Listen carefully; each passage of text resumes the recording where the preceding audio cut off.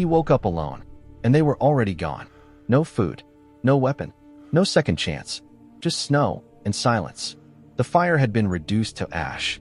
Every footprint in the snow pointed away from him, and not one of them had looked back. For a moment, Bjorn didn't move, not because he didn't understand what had happened, but because understanding it didn't change anything. They had left him, not in the chaos of battle, not by accident, but by choice. His name was Bjorn, a warrior, a survivor, a man who had given everything to his clan, and they had left him there, to die. 3 days before that morning, Bjorn had taken a blade across his side, not from an enemy he feared, from an ambush he never saw coming. They had been moving for days through brutal terrain, cold, hungry, and already worn thin. When the rival clan struck near the river crossing, Bjorn was the one who held the line. He didn't run. He didn't hesitate.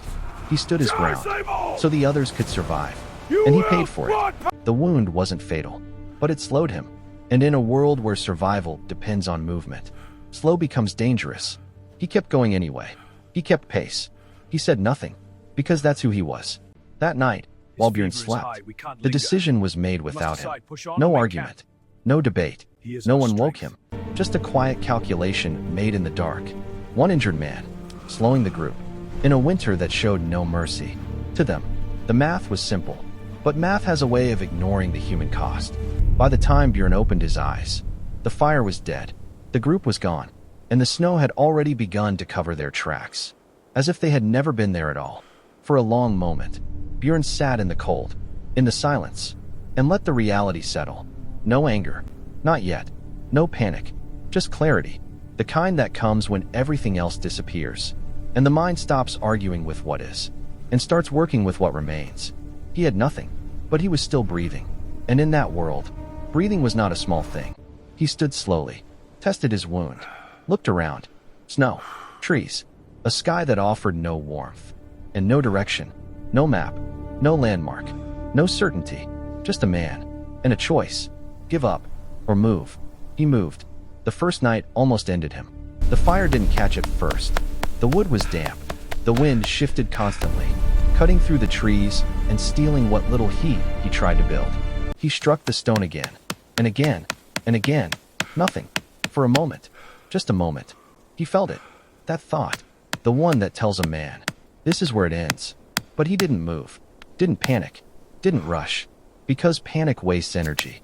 And energy was something he could not afford. He adjusted, changed position, shielded the flame with his body, tried again, and this time, it caught.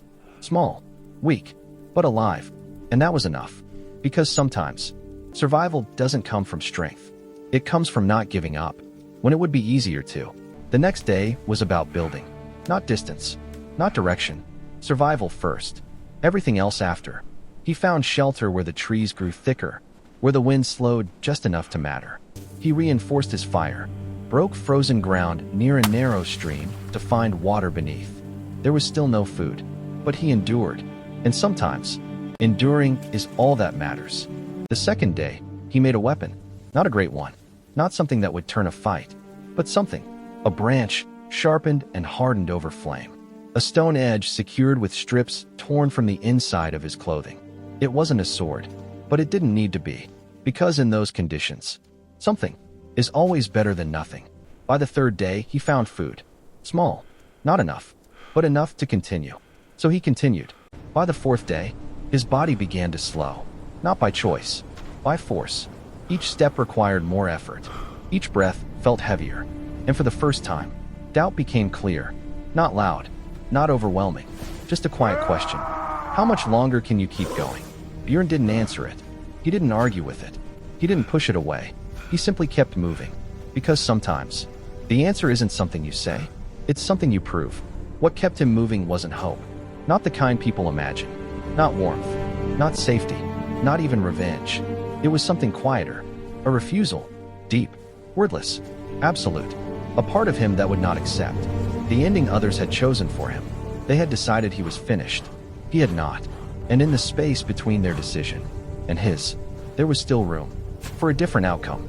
On the seventh day, he found a settlement. Not his own. A smaller clan. Different people. Men he had encountered before. Under circumstances that had not been friendly. He stood at their boundary, visible, still, making no attempt to hide. He was half-starved, wounded, exhausted, carrying a weapon that would have made most men laugh. He wasn't a threat, and he knew it. So he didn't move. He didn't speak. He simply stood and waited. An older man stepped forward, studied him carefully, said nothing at first, then asked a single question. "How are you still alive?" Bjorn looked at him and answered quietly, because dying was not the only option. They let him in. He stayed through the rest of the winter. He recovered, worked, earned trust slowly, without demanding it, gave what he had, without keeping count. And by the time the snow began to melt, he was no longer a stranger. He was something else, something harder to define, but easier to recognize. A man who had been tested, at the point where most break, and had come back, not with bitterness, but with understanding. The men who left him were never confronted, not directly, not in the way stories sometimes promise. Life doesn't always work that way. What happened instead was quieter. Word traveled, as it always does. The story of the man left for dead, who walked 7 days through winter, with no weapon, no food, and no certainty, reached them. And sometimes, the most powerful thing a man can do, to those who counted him out, is simply keep going. They left him there to die. That part was true, but what they didn't understand was that they didn't decide his ending. He did, because survival is not given. It is chosen. And in the moment when everything was taken from him, Bjorn made one decision, not to stop. So what would you have done? Alone in the snow, no weapon, no food, no one coming. Would you keep moving or give up? Let us know in the comments. And subscribe to Beneath the Surface Stories for more stories like this. New stories every week.